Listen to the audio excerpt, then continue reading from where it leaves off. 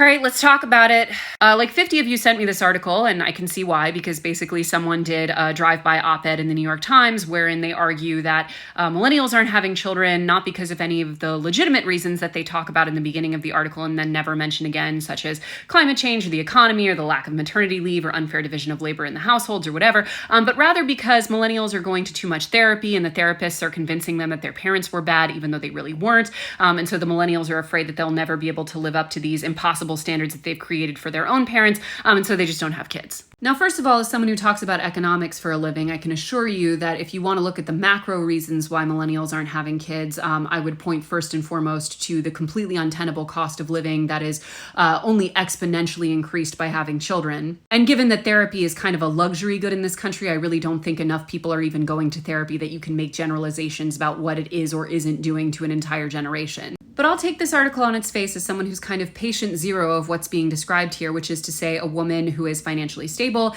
in a healthy, loving, long-term marriage, who has been to therapy and who doesn't want kids. First of all, I can assure you anecdotally that my therapist never said or did anything to push me away from having children. Not that we really got into it, but my therapist did themselves have children. And when we talked about it, about the subject of having kids, like with many subjects, my therapist was infuriatingly neutral because their job is not to give you any opinion, it's to push you towards your own conclusions in a healthy way if they're a good therapist. But even if therapists were somehow in the business of convincing people en masse not to have children, I want to say that we need to make a true shift as a society to accept that any reason, literally any reason for not wanting to have kids is a good reason. Like if your primary reason for not wanting to have kids is you want to go out late on a Friday night, sleep until noon on a Saturday, and spend the day in a quiet house ordering takeout and playing video games, that is as legitimate a reason as any other. Like it doesn't have to be climate change or the economy or trauma for you not to want to have kids. Because anyone who isn't genuinely motivated and enthusiastic about having kids being coerced into doing it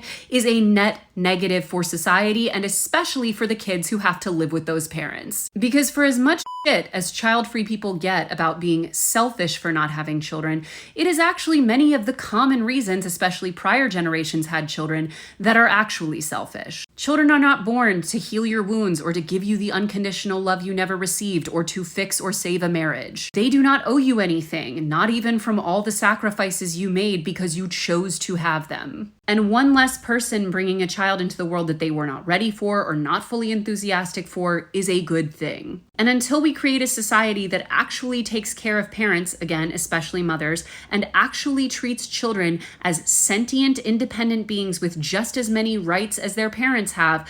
this will probably continue happening, and you can